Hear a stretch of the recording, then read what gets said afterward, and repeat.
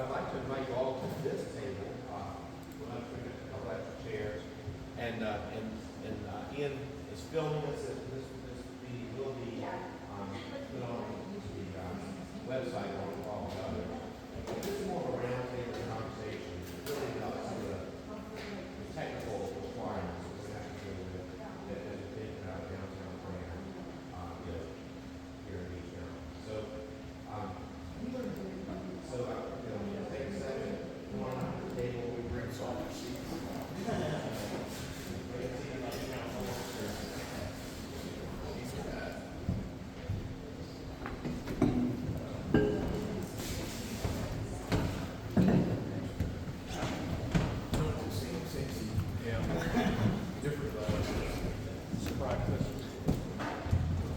That's beside my house.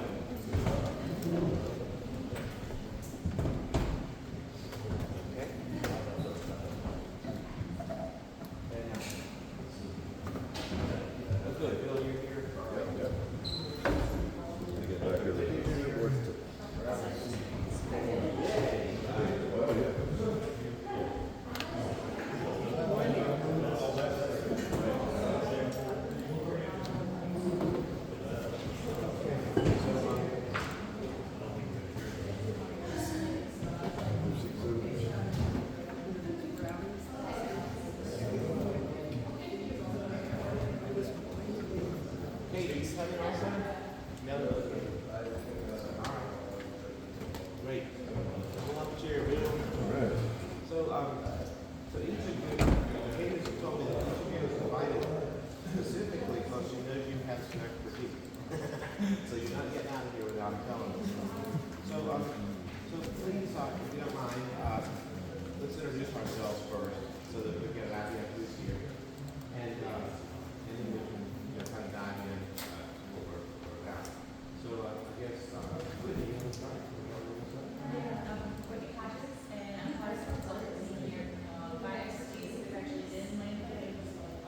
I've been a planner for over 20 years in multiple jurisdictions. Includes Johnson City, which is on the traditional coast, as well as Huntersville, which has a mortgage code.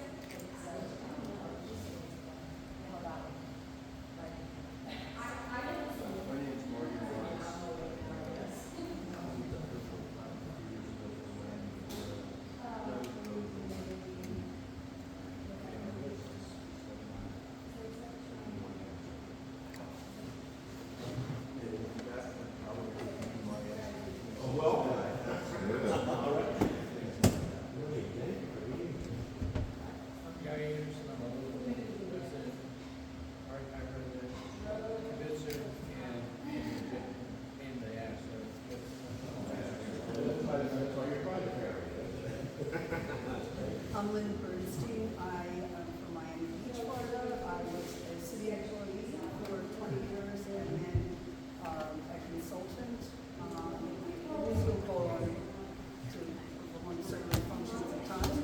I worked in economic development in public works and the city manager's office. I was also part of the group that placed the Art Deco district, Miami Beach Architectural District, on the National Register of Historic Places. I worked for 16 years for the Miami Beach Development Corporation, which was the economic engine to create the destination Miami Beach Architectural District as a place to invest and to live, work, and play, and the whole thing. And so I'm very familiar with this process. I've gone through it. I've coordinated over 300 commercial district building renovations with public money and private money partnerships, and I don't know, I've done a lot of things.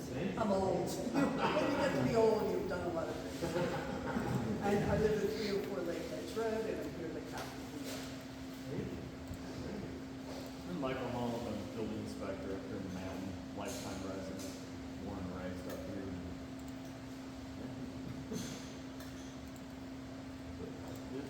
I'm Tim Hall, chairman of the planning board. I guess it's one here today, a long history. Was born here, was raised here, 54 years now. So. Preston Yates, I'm the town planner.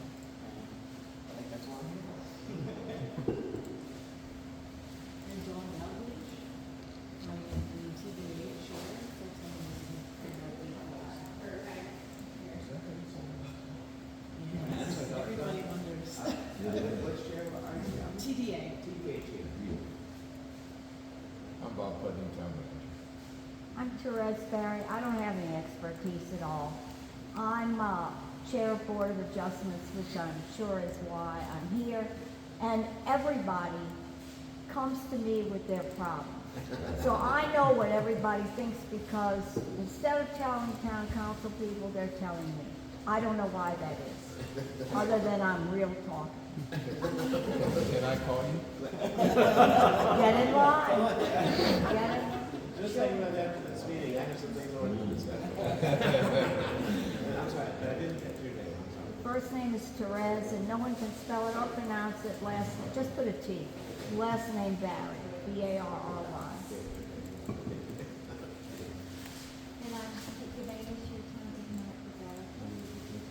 I'm Bill Welch, I'm a traffic transportation engineer. I've been this kind of work for 30 plus years, working with urban design teams. Also worked as a city traffic engineer and got a consulting company in Charlottesville, Virginia. We work all over the state and also nationally, various communities. Planning efforts. And I got to say, your project here is quite unique. I'm really enjoying being up here, seeing the mountain, seeing the topography and the challenges that you all have in transportation. Looking forward to working with you. And I think you know, seem to be captain of the design team and leader of this entourage.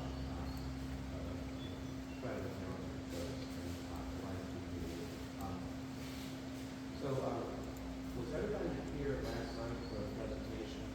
Yes, and can we just say real quick, we also have with us some people Oh, that yeah.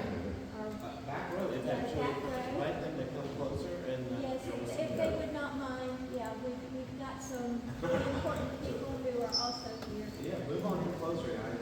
Plenty. Carry it out of the way. Come on in close.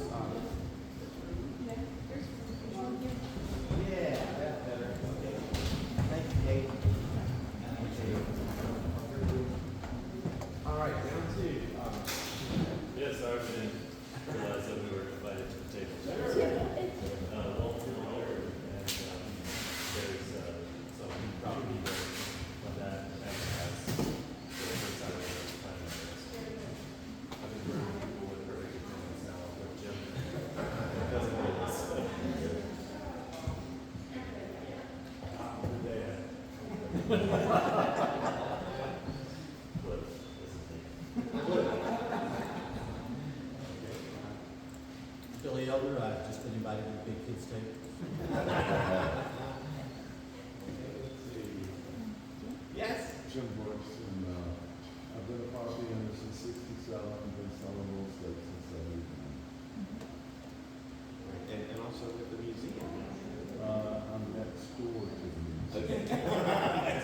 They did come over and ask questions. It kind of helps out with everything. Yeah. Awesome. Okay.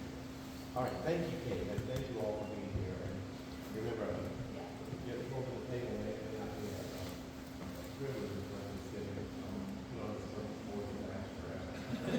Be here. I don't So- think I do. At least we can hear. So, I believe you mentioned you weren't there last night. Almost everybody else was.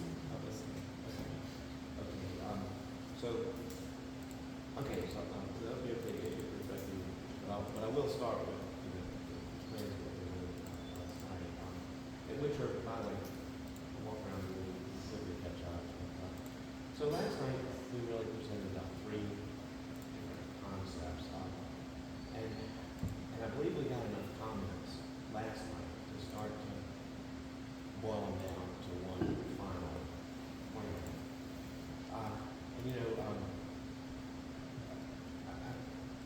In North Carolina, well, in all the states where we work, most of the time,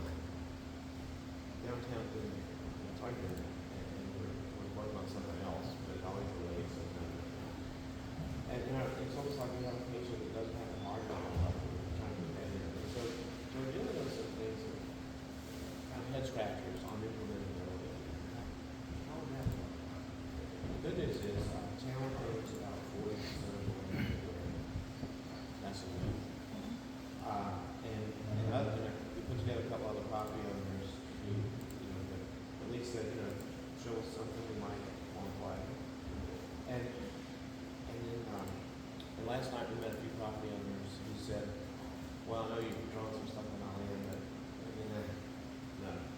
So I think we know enough now to stay in the boundaries of people who would like to participate and try to buffer those that don't. So the good news is, I think that the land part of it, at least we have enough to move forward with, and we'll go and visit individual landowners to, work that part out. So that was a hurdle, that I believe we had pretty good progress on. Bob and you and others might, and I believe, Ms. Berry, you may hear, since you hear from constituents, you say, wait a minute, that's not exactly right, so that we can, get past each of those topics. Or anybody else, Preston, or anybody that has heard, that's not exactly right. So like come up to me after the meeting and say, so let me know, either in this format or later, because the whole team is over here drawing based on these assumptions. But, and so I will answer, since that will definitely make an impact on the next presentation. Has anybody heard otherwise? We've heard from the folks that own the land, say, across the back street from Town Hall. So I felt like we had a great conversation with them. The one homeowner only a little bit at Walt, is next to your property, is in this stream area. So I felt like I had a good conversation with them. Oh, and then Kate did mention a real estate company that just said, look at my lot, show me some ideas that might be better. So those 3 or 4 parcels are the ones that really kind of gray area. Any others that you guys need to know? Okay. Going once, going twice. All right, we're moving ahead. We'll certainly show up later if we miss them. Okay. So the next conversation that I'd like to enter, if this is reasonable, is that the land that the town owns, it's not just that it's empty. It's got a lot of stuff on it. It's got tanks. It's got garages. It's got a whole public works department essentially we need to move. And we've at least had initial discussions that it would be reasonable to move it, but the tanks have got to stay at or near that elevation. Even though they're new tanks, if you guys, older tanks are kind of reach their useful lifetime, right? I'm looking at mine. No, and there may be fewer tanks and lower tanks. Okay. Bigger footprint tanks. Okay. Tanks are volume. You can achieve volume by going up, which we did, and it looks terrible, or you can achieve the same volume by spreading the footprint out and lowering the tank. That's our plan. Okay. Excellent. But need to stay about the same elevation. So Elevation is key. okay. The elevation there, as you pointed out, is fairly level on a ridge, and the tanks can move east and west easily, not so much north and south too far. Okay. We move east and west. Okay. Yeah, on that south, right? Easily. And then also, I think we got some major pipe utility parks coming into excellent. And I believe in some of the plans that we're starting to draw, several locations that I think they put in pretty well. And not even the part of those, especially if we team up and do something like that, be part of the front. Okay. And then in terms of the sort of biggest issue, I think that when you do with public works, other public works facilities like a garage, vehicle parking, those kind of things can be in pretty much anywhere on the mountain. That you guys will find the right place for that. That we really, as part of our plan, don't need to. You don't need to find some place other than a recommendation that where they're at is not the best and best use, highest use of that property. Okay, I think we can make a case for that. Okay. Okay. Cool. Okay.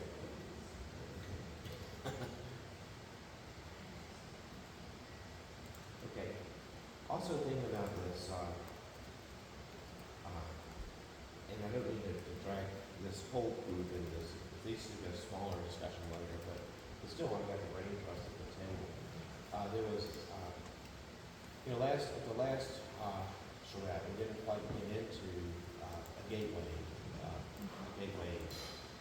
which was part of the RFP, and I believe between the charrettes, we kind of got into it and kind of dove in big, and I wondered if there was any reaction. I mean, personally, it seems like a lot of stuff that we're suggesting at the bottom of the mountain, and I didn't know whether there was any reaction.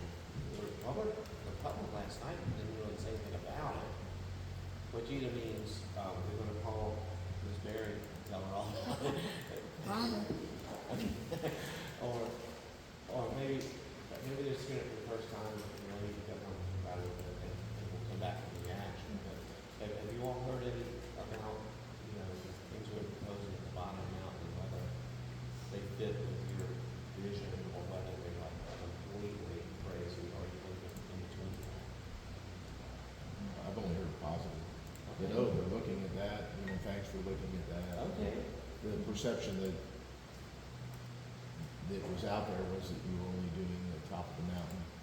We had asked in the RFP for the backside and that type, so I think what I heard was positive that you're looking at it and what's possible. Okay. Right. Okay. And thanks for also telling us, you know, well, you can't build it because of, you know, it's a huge investment of public stuff on it. So I think Bobby helped us to kind of help where to put things that we're going to avoid, you know, already, which is very helpful. So, all right, well, we'll keep pushing some of those ideas and see, you know, if people are cool with it, you know, I'm sure we'll advance it if people react. I didn't know whether just, you know, between all of us, I didn't know whether the reaction was, no, we don't feel like that's the preserve or sacred kind of nature part of the town that we belong.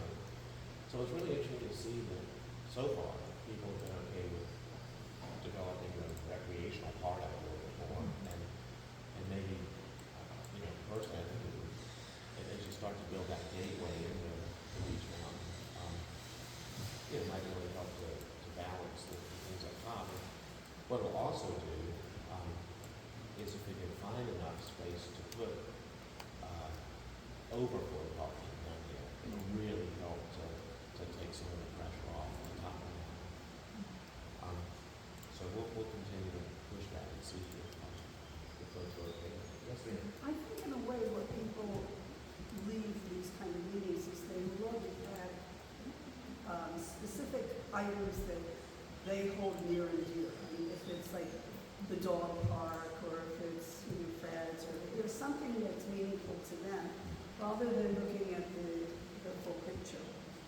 And so I think what that means is that they somehow are accepting, as you're saying, the overall planning process. And they don't realize they are, but I think they're in a way that they are, because they just go into what color is my carpet kind of thing. Right. Well, and maybe that's the way that we should answer. I love what you said. Is there anything down here near for you that we need to avoid, right? Because Or include, right? which just shows an acceptance. But then the other parts of it, and that you do hear about is the concerns of things such as zoning and infrastructure. Right. So that's really next. Well, that's right. That's right. And that's really kind of where I want to go next with you guys is, and so, especially because I think of the talent around the table is, now that we believe that there's general acceptance of what we have, both up and down and maybe down the road. How do we put together a system of both, and might not only be zoning and infrastructure, but how do we do that? You know, I keep looking at you because I think you had mentioned Miami Economic Development Corporation. Development Corporation. Is there a vehicle that we might want to consider that could be, you know, sort of a group that would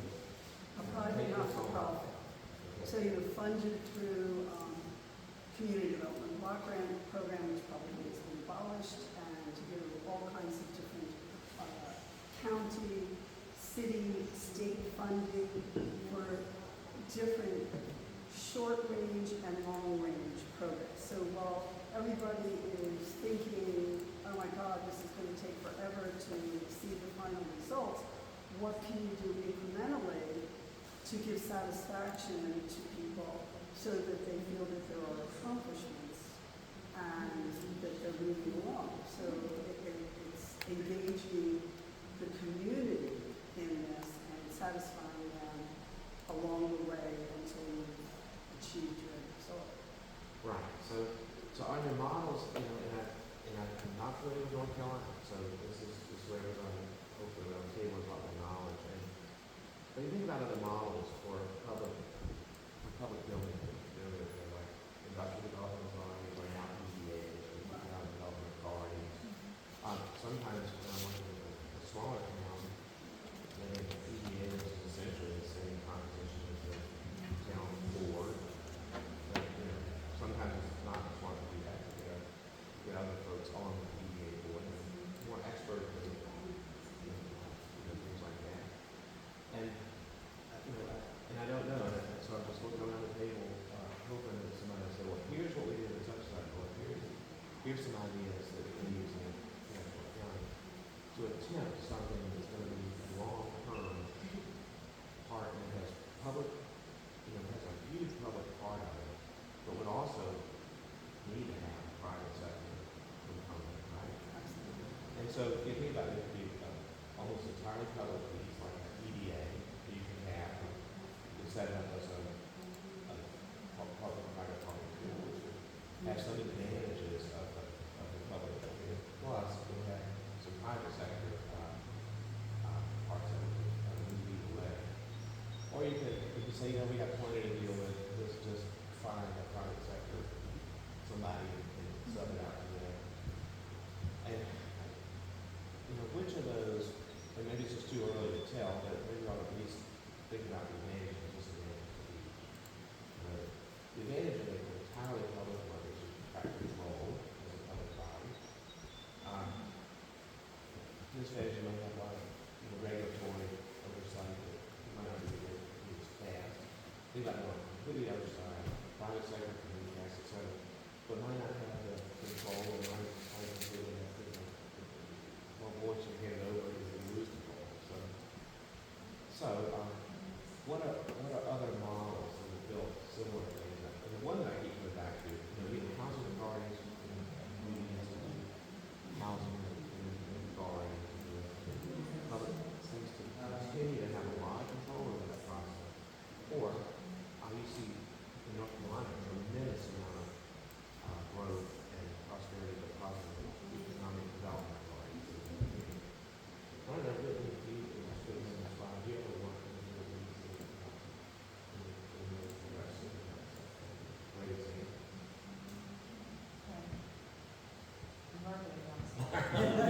We'll come back. Anybody else? No, I won't call any names because I don't want to put anybody on the spot. But I don't know, they don't necessarily have to be North Carolina. I mean, your economic development authority in Miami, how are they structured? Well, as far they're private not-for-profits that engage the community, that seek funding from various sources, that balance commercial, residential programs, that bring together the community for consensus building, and to get, like when I did the commercial revitalization project, there was a certain percentage that came from the government and a certain percentage that had to come from the private property owners, and then we worked with the architects and the designers and the contractors and government regulations. And, everything is a process. And but there are many models for community economic development corporations, not-for-profits. And we also have business improvement districts that were part of the organization that walk together to clean and safe, and you know, there's so many ways of coordinating, but you know, you have to start someplace simply in the beginning. So, you know, the simple in the beginning was we focused, I would say, on the architecture. And, you know, whereas you know, here, maybe you're focusing on the ski destination or something. So you know, what is your theme? What are you going to promote that's going to attract people? And, you know, certain things here. So the models are similar in how you're trying to get attention for your area. But what are your goals? I mean, are you trying to make this a residential community? Are you trying to make this a tourist destination? Are you trying to do a combination? You know, how are you going to control? Where are your controls? Where is your zoning? It's just a whole city planning initiative, and you know, you're just looking at an area in, you know, the mountain, and you want to develop it, then it just goes out into the whole mountain, and how are you going to support that? Who's going to come in? You're going to have to, of course, do something if you want to even do this project to attract the developers, and then the developers are going to have to get the businesses to come, and I mean, that's tricky as well. I mean, there's nothing simple about, I mean, it's a plan, and it's pretty, and you did make 3 fabulous proposals, but it then becomes very complicated on how the town decides to implement such a project. Can I say something? You said it was so accepted. I don't think that it is. I think you're mistaken. The people talk to me, they think if you are too lazy to go to Banner Out to go to buy, I don't know, firewood, say, well, then you ought not be living here. Because people live here because they like, and I'm talking about full-time residents, they like the fact that they can be left alone, and they like the privacy of it. And really, I think you have to be very, very careful with this. Because I don't think bringing in, let's say, a doctor's office, if you are too lazy to go to Banner Out to go to the doctor, this is not the place for you to live. And you can call the EMTs anyway, if it's really an emergency. Well, if it's an emergency, if it's an emergency. Well, they'll probably call me, but nevertheless. I'm gonna give you a number. They call me about junk cars, they call me about road conditions, they call me about everything. Nevertheless, I think that this could be absurd, an absurd project when a small, compact project would be more pleasing to people who actually live here. And I really think that your number one priority are the people who actually live here.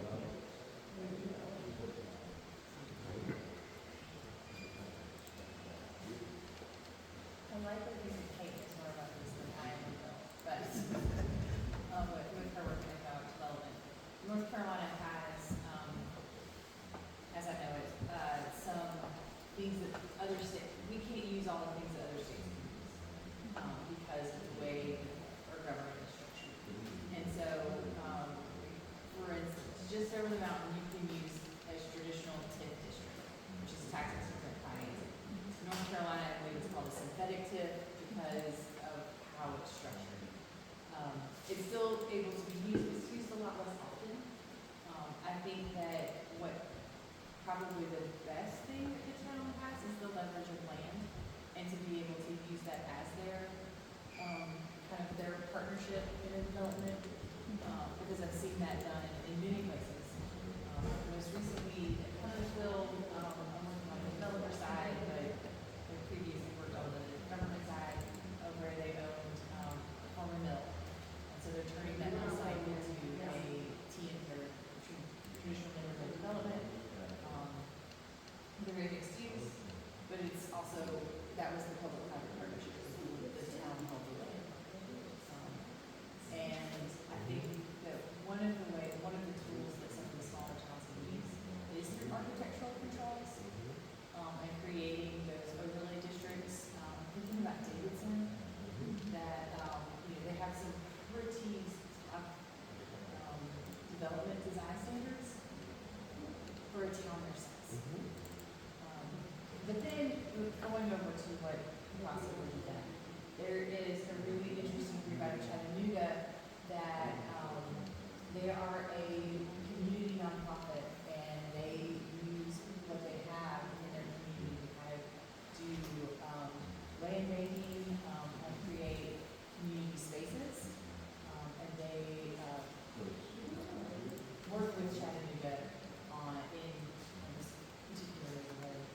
Chattanooga has faced different challenges over the years, and has been really progressive as far as having nonprofits for it's called CNU, and it's not that CNU, Chattanooga Neighborhood something, CNU, Chattanooga Neighborhood. And they work a lot with providing housing, and I think that likely you're gonna have to set up a couple of things, like one that might be specific for housing. The model instruction, because you have models from larger cities, which you can use as a model, but they have much more funding. So the city of Charlotte was really trying to close the gap when it came to upward mobility. And so they have partnered with faith-based organizations to find land to put affordable housing. Well, it's really attainable housing, so it's more of the 80% AMI and greater. And that's where they are looking to those partnerships. And they also have the banking community ups and help them out. Johnson City started a little bit because they're going to use their TIF district downtown, but only has a shelf life for about 20 years. And so they've started micro grants, their Main Street coordinator, and so they're at their Fridays after 5 or events. A lot of their beer sales will go towards this micro grant so that they can help with facade improvements around downtown. Yeah, we used to be able to spend CDBG money on facades. Yeah, I met those were programs that we used, but I think I read that those programs are going to go by the wayside. That's news I've heard too. So the other thing the municipality has that could be potentially very helpful would be affiliation bonds. And so, and I know that those ones, towns will go up with EPA and issue bonds, put something like that together. And but the same idea with Yeah, it has some different stipulations. So TIF, right, TIF, tax increment finance, right? You look at the area and say, here's how much taxes we're getting off this particular zone now. But if we build the plan, we should be able to get this amount of taxes when it's finished. And so the change in the taxes, right, the base, the fleet, the change in the taxes we can use to finance the impact district, whether it's more or Queens or whatever it is. Is that saying Yeah. So, think about the amount of taxes that communities getting off of that area now is just not too much, right? Water tanks and things like that. But the plan, once you finish, it should be significant. So that could be a significant source. And then bonds. And then of course, once you build it, there'll be other, other sources of income coming in. So there's probably an economic model in this development of this. But the other tool that we have is all kinds of very strong tradition. This is the zoning rules, right? So that you can put in place a system of zoning that controls what you can and can't do. And and this may be a chance, especially you guys have to deal with zoning. You have a traditional zoning system in place, so maybe a chance to kind of get one in the form of form-based code, or maybe if you don't want to go full in form-based code, another idea would be an overlay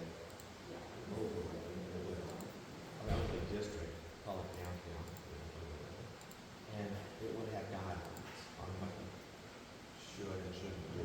Very visual guidelines, like a book, this high, these materials. So it would be pretty detailed if you want to do something like that. And so one of the I've never worked with a public sector trying to enforce form-based code. One of the issues that form-based codes have really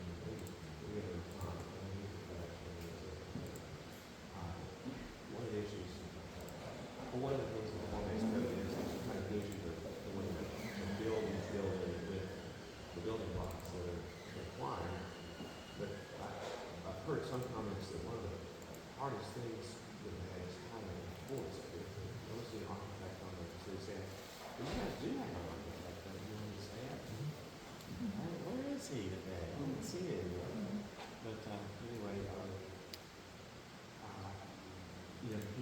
he would actually get really involved in helping to enforce and coach these projects along.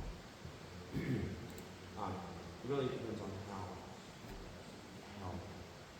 deeply you want to get into it. So I think both, maybe all three options on the table is the current zoning may change or overlay zoning or guidelines, or even get into a form-based code if you want to. And if you want to, we're going to give us a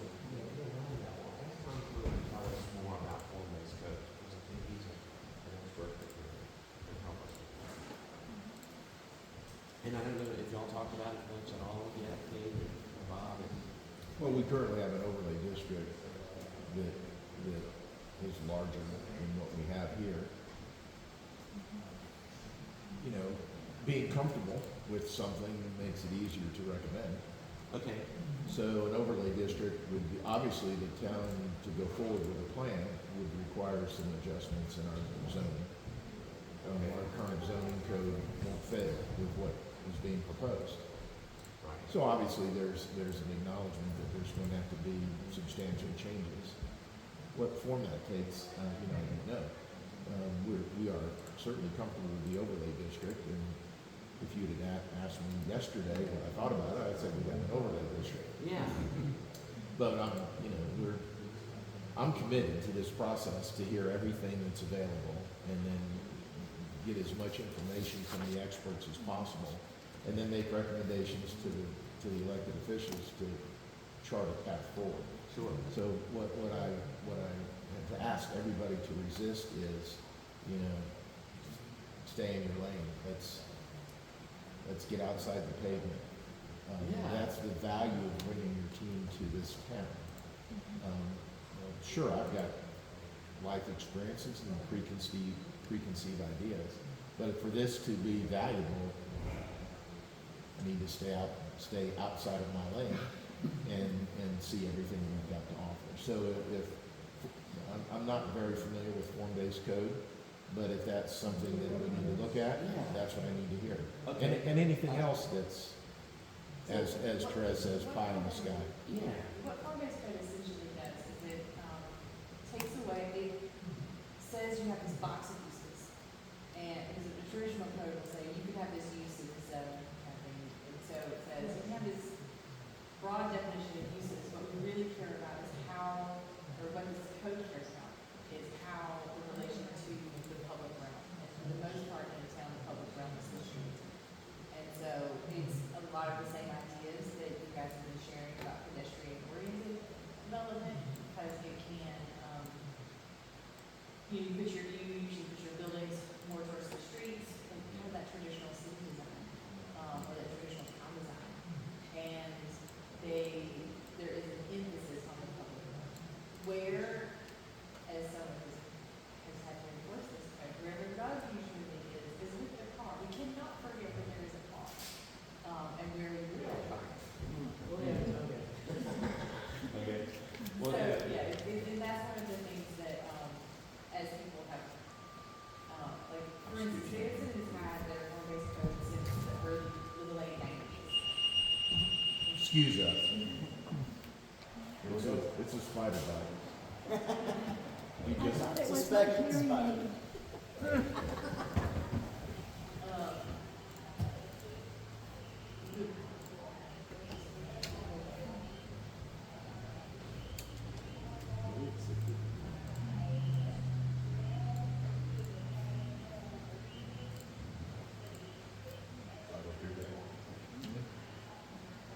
Is that,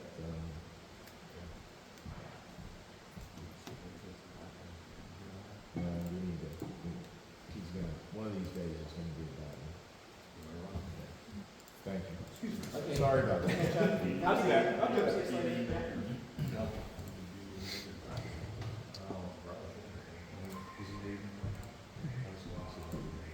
New incident notification, 100 Freeman Holiday Lane, D311 Beech Mountain. No, we're gonna keep some. Spot on. No, Keep calm. So, and back up just another chapter.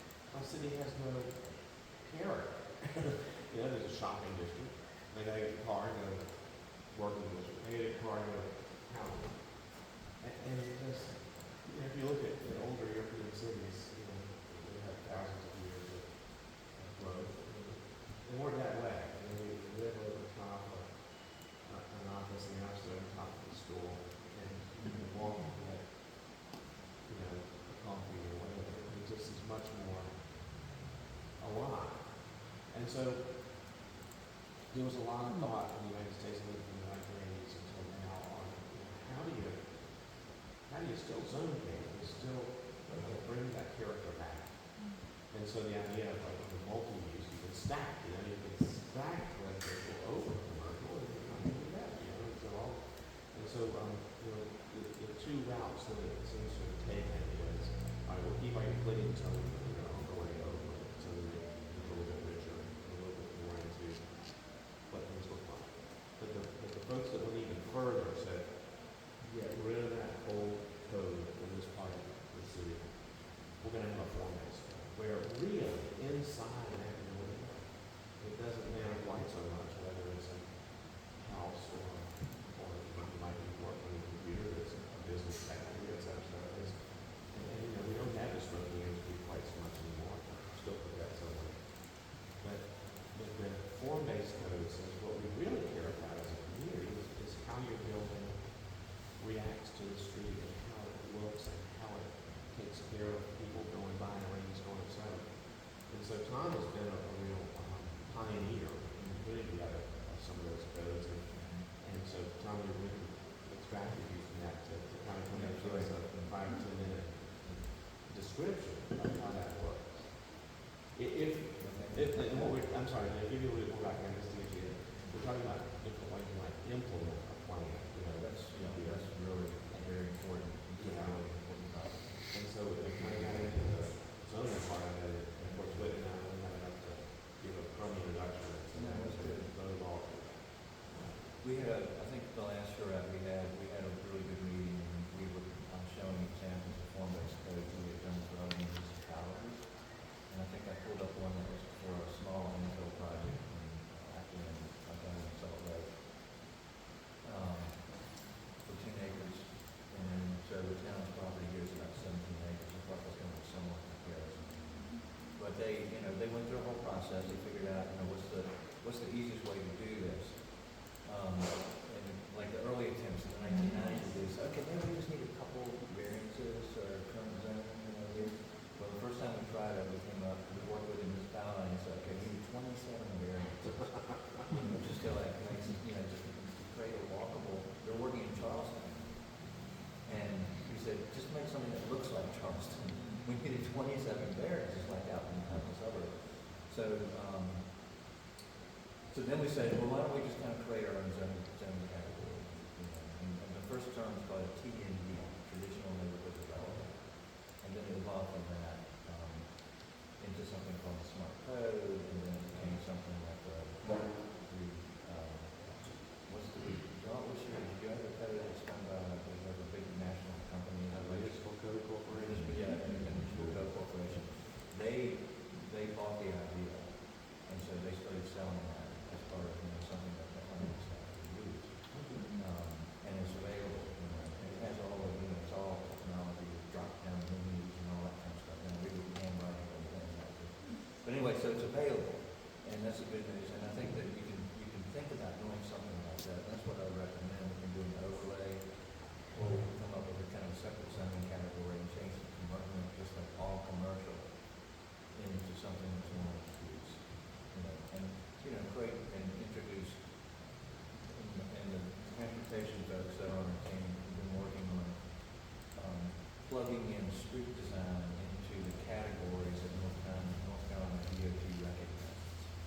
And I can't remember the terms, but they got a slide. Yeah, arterial. So we call it this, suburban neighborhood, or something like that, it's suburban centric. And then we'll actually say, but instead of just doing, collector road, we're actually going to add sidewalks, and maybe some street trees, and weeds and stuff, and also park. And then so that's how you start introducing stuff. And I think that might it's a pretty, I think versus trying to figure out how to kind of plug stuff in with all these variances, I think that would be an easy way to kind of just get things done. And we could do the same thing where we have a focus here like the village down in the middle lake. If that gets to be, like that, then we could actually do something down there. We have another one, we have different ones, like a city, kind of scale, there's a town scale, there's a village scale, and I guess we never could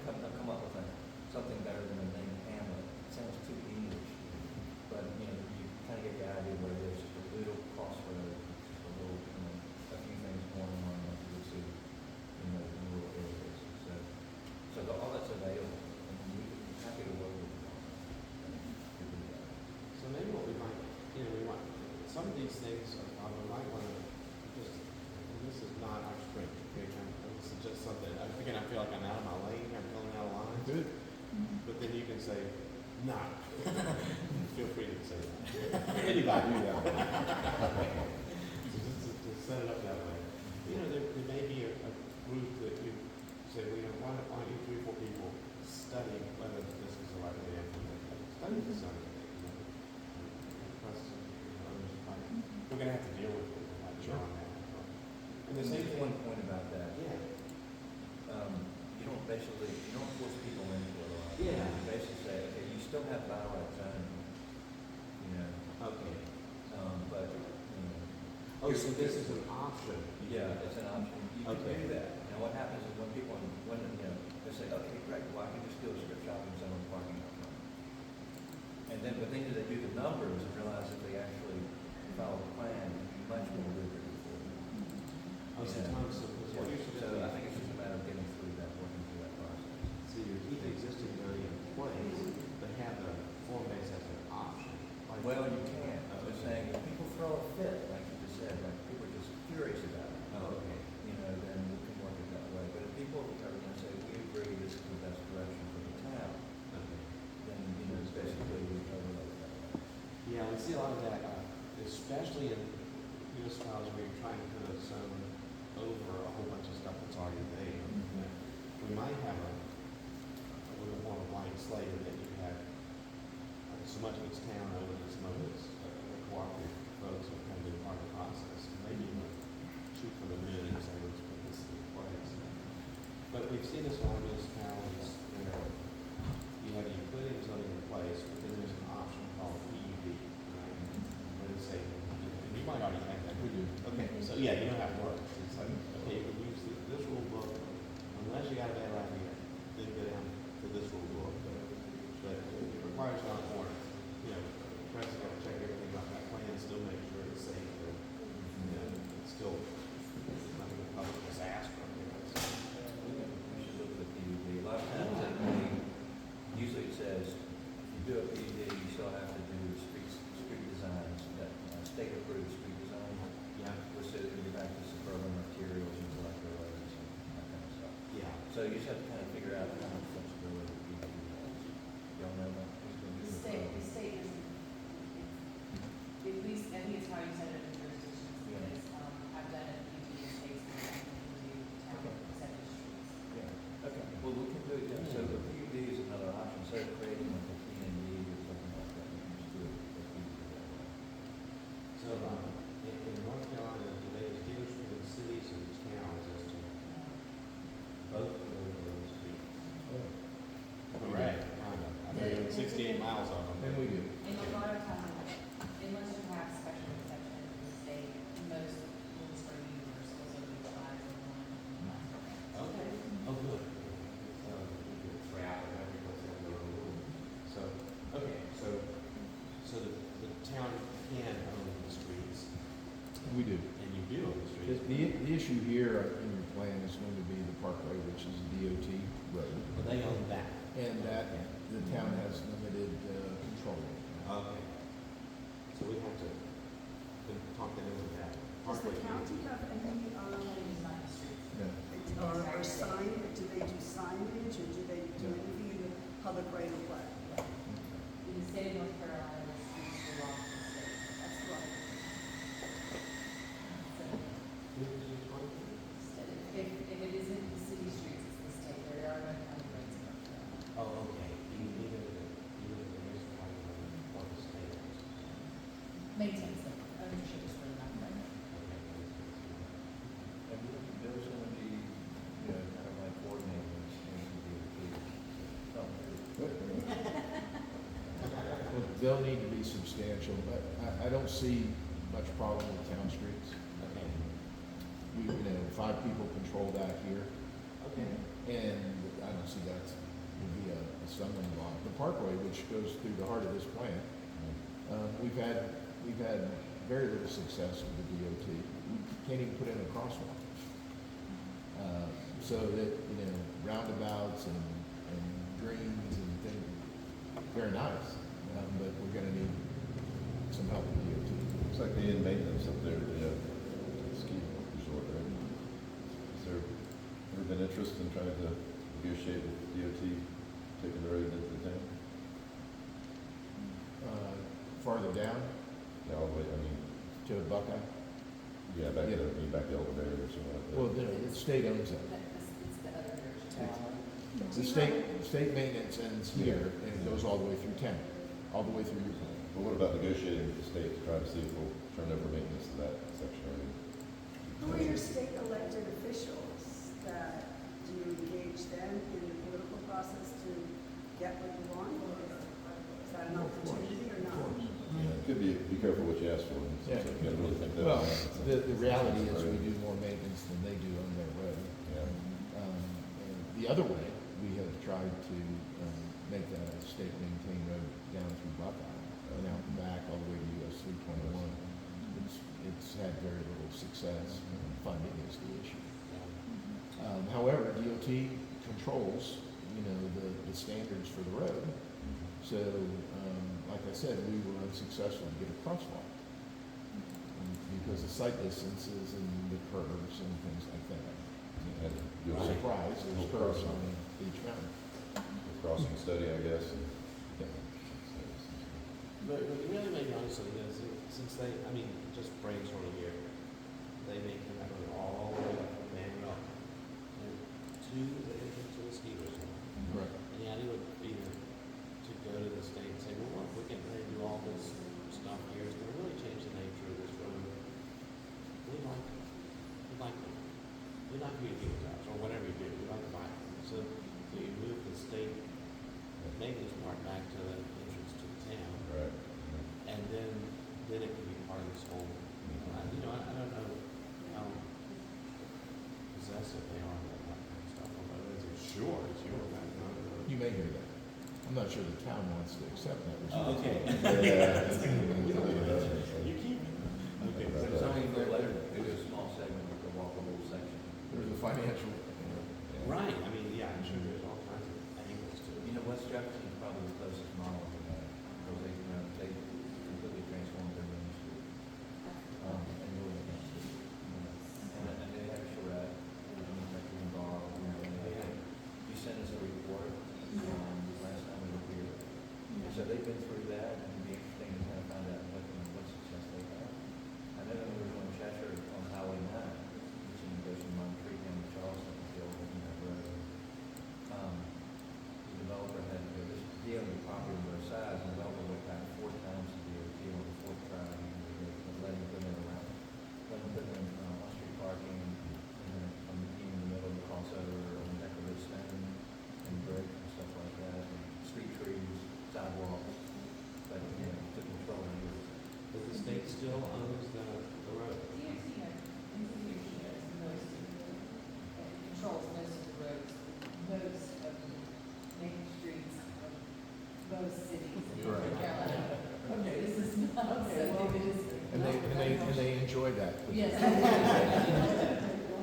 So that actually helps us to say, well, here's some pictures of what we do in US 9, and, what's that, Concord County, and then here's the pictures of what we want to do. Because it's divided into districts, you need to show them within the district, because each district can administer differently based on their conditions. So anything in District 11 would be what we want to show you. All And right. actually, maybe 13 and 14 also. Because they work typically on. Yeah. So we need, so we're going to sign let's throw down there, still looking to where they are. Because we some pictures and show them. And that's, see that? But we can get through that. And so, nice to know that's the one, where it helps us to make some decisions. And we've got some good contacts with DOT, particularly in this district as well as in Raleigh, and we would set up a meeting. Right. After we get further on in the planning process, they're gonna wanna see what we're talking about. Sure. And they don't want to be surprised either. Yeah. And they certainly don't want to, all the citizens of Beech Mountain want to do this, and we said, no, they don't want to be put in that spot. No, So- you know. So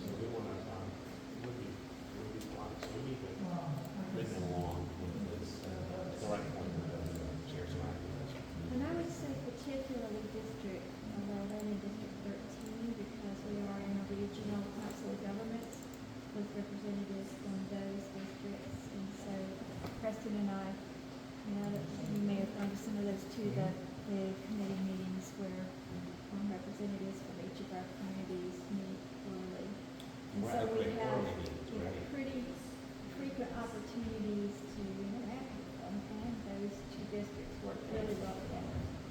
So it's kind of thing where different communities are bringing things and say, hey, so you know, like a rotating meeting, we bring Yeah, and ideas. anything that is related to a state plan has to get onto the plan at the council of governments level. Okay. So, you know, Is that your umbrella and an RPO? Okay. Yeah. yeah.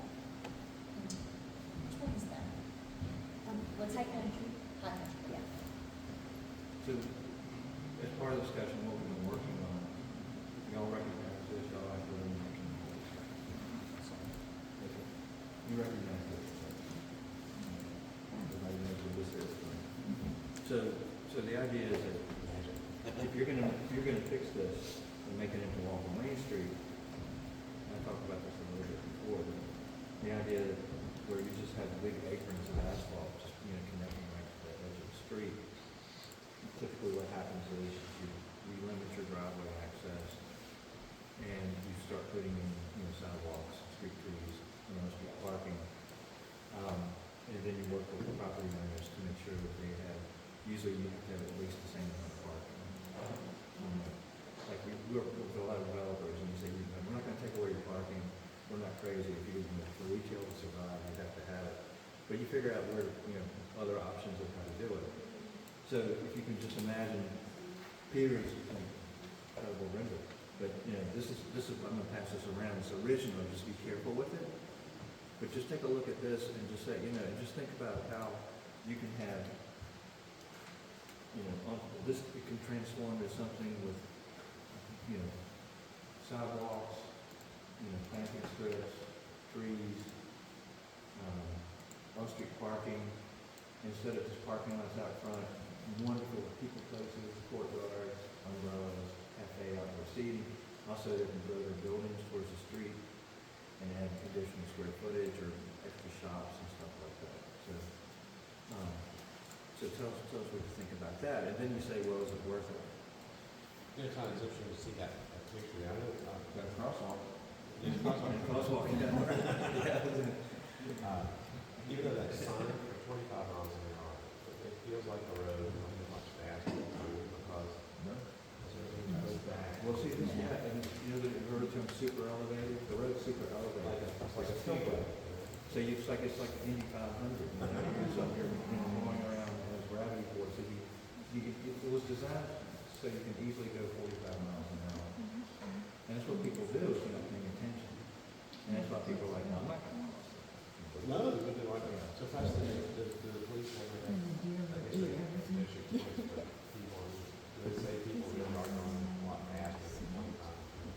Yeah, I don't know how many tickets they issue, but there's probably 6 stops in one. There definitely is 6 people do that for sure. But a lot of times when we implement these measures, most folks will slow down anyway. It's like, it's just, it looks too dangerous. You know, somebody might run out of time.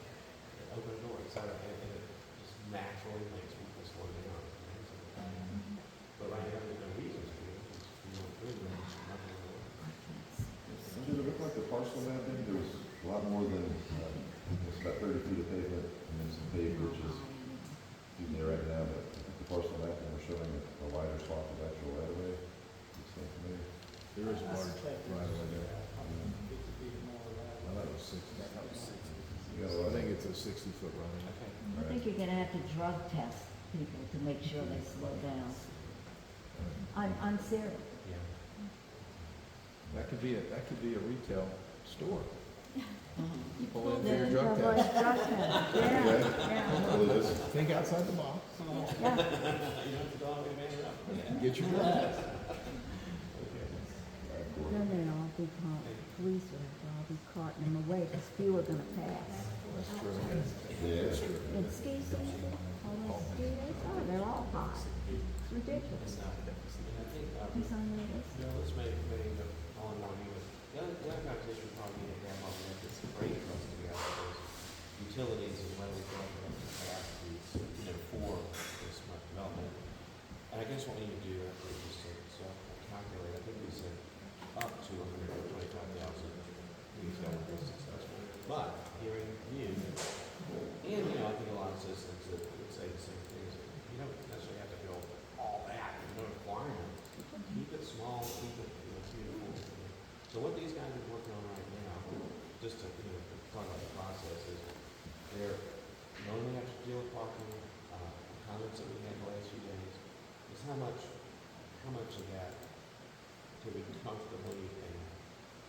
gracefully and easily put into downtown.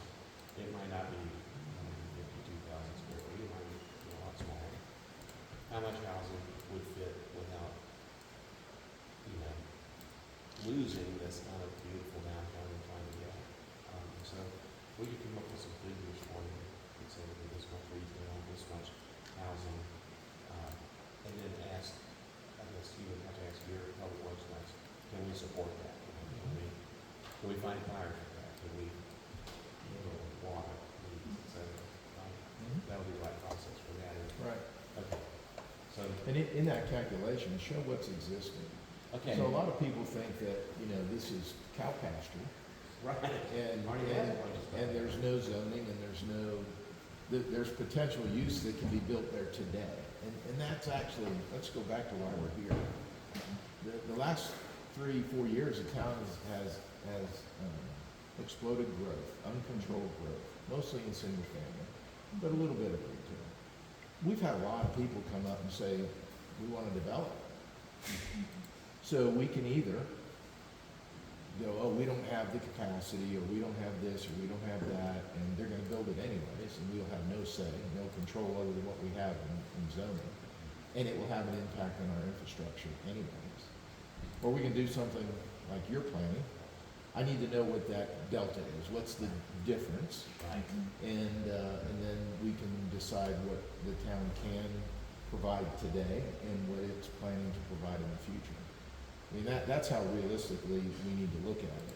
This isn't cow pasture that's being developed with no zoning already. There's a lot of building that can be done there today. Sure.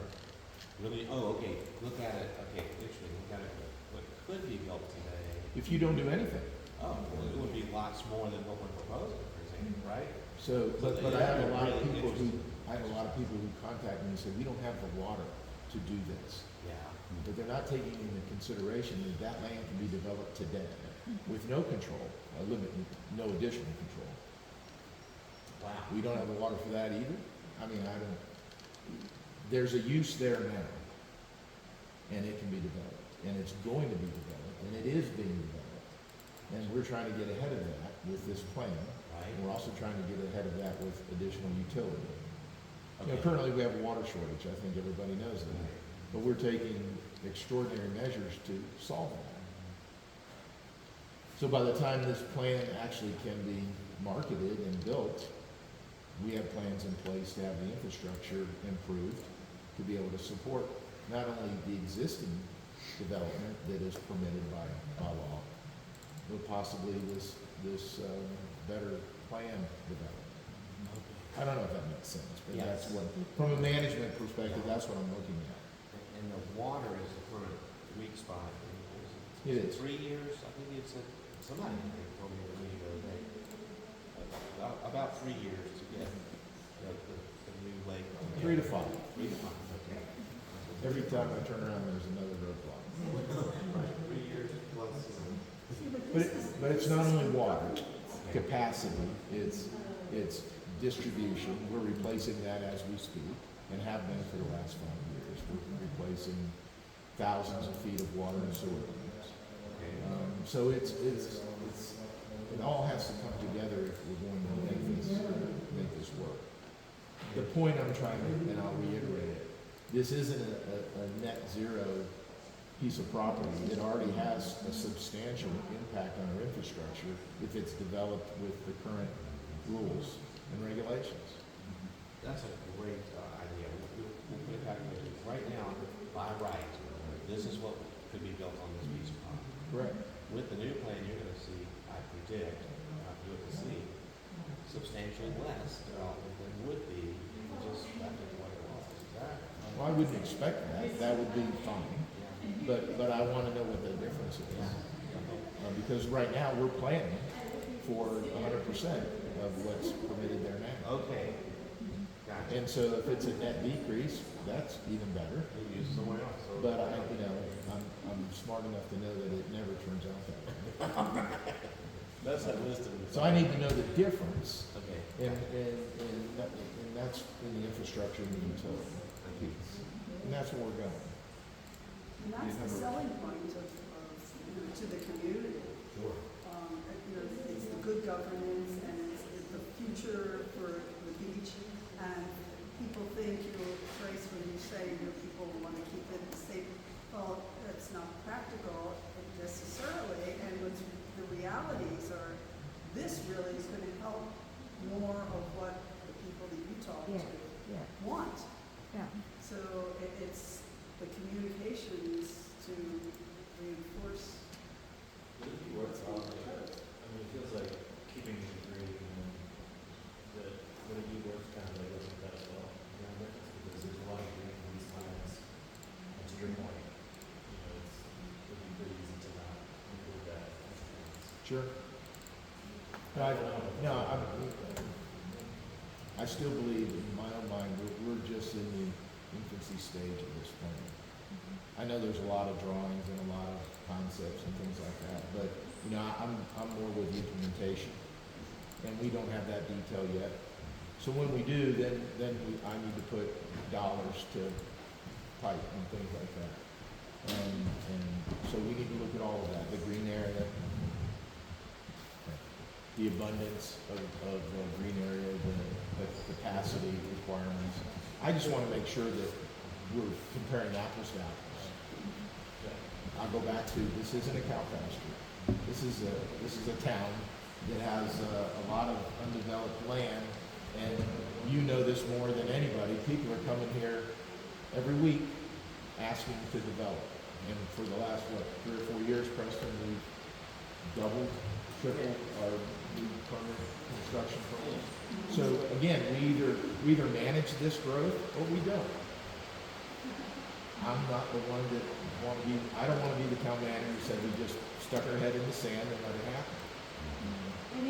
It may happen anyways, but we're going to try our darndest to control it.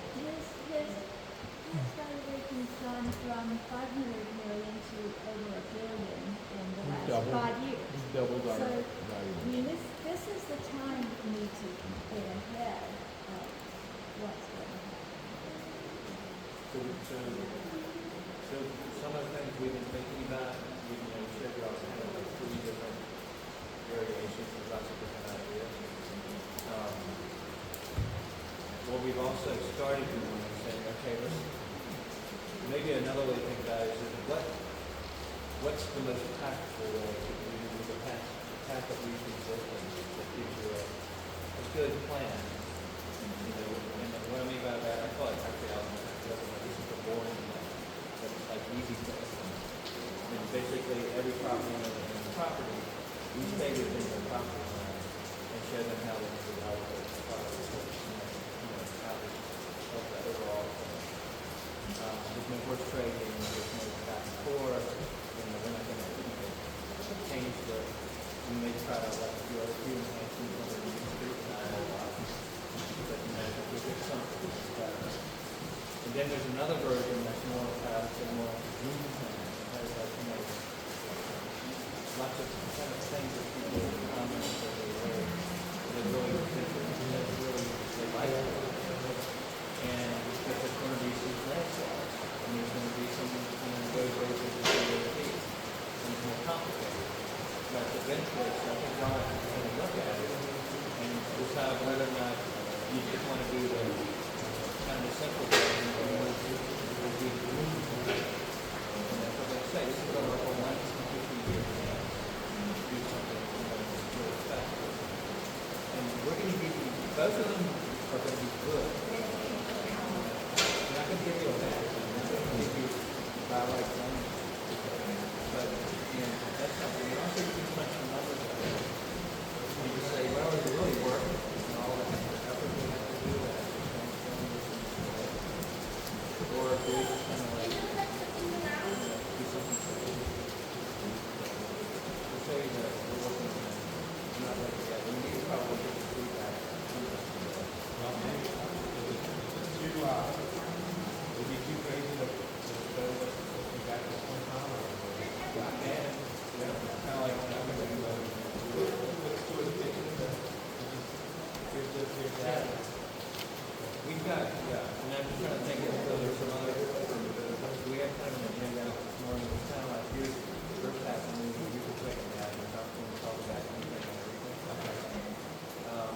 I thought a big part of it was referred to how do you kind of implement overlay zoning to a PUD or maybe some category that could, enable this thing to happen. But the other part of it is, how do you work, it's a public-private venture, how do you work in private property in a way, and if you're negotiating stuff, like we really want the park to go here, that's your property, would you let us have your property here if we give you part of our second and how much is it equal acreage, or is it more acreage? Where you sweet beginning, you negotiate fair trade, or some things like that. Yes, no. Well, from my perspective, and what, I can't speak to the elected officials, but I've spoken with them many times. This has got to be market driven. We're not interested in taxing the taxpayers to make this work. We're not interested in using our fund balance to make it work. This has to be market driven. I am of the belief that once this plan is created and is doable and adopted and whatever, we come up with zoning and plans to do that, the value of this land is going to increase exponentially. I don't know what it is, but it's going to increase for everybody, the town, private property owners. The market will drive this plan. Government doesn't do anything well. And so the government can't force this plan by throwing money at it, in my opinion. It has to be market driven. And I think by us building the value of that design, the market's going to drive the financing.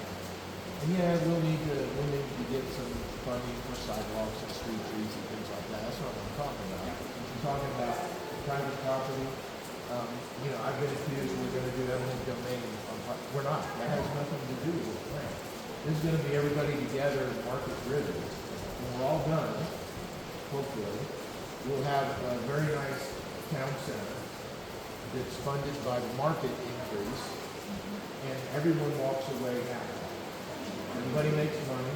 Everybody designs their lifelong dream of what they wanted to build on their property, and we have an improvement. Short of that, the market is also driving no plans.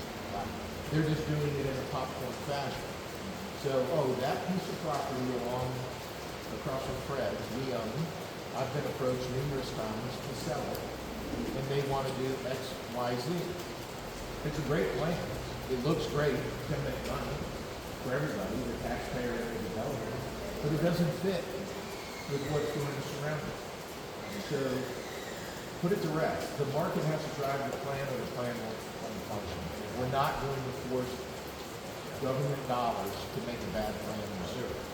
We're really good about it. And that's going to be the key to this plan. So here's an idea. Y'all been sitting here for an hour and a half. I have my But anyway, do you want to take like a 10-minute break? Can I just Everybody.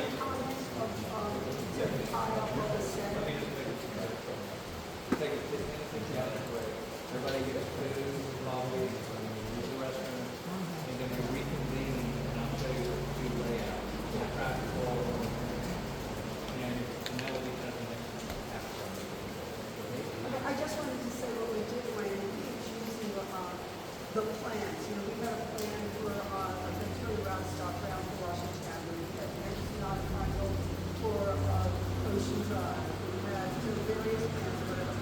And then what we did was we organized a developers conference. And so we advertised in various papers around the country. And we held an event that was at a theater, at a center point in Miami Beach, in New York. And we reached out to get these people to attend, and then made all of these presentations with these plans.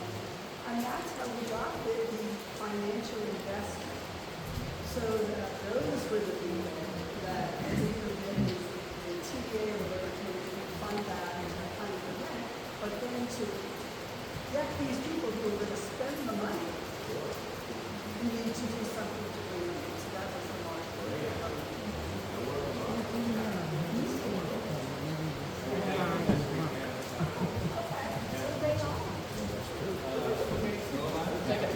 right. Thank you, everybody.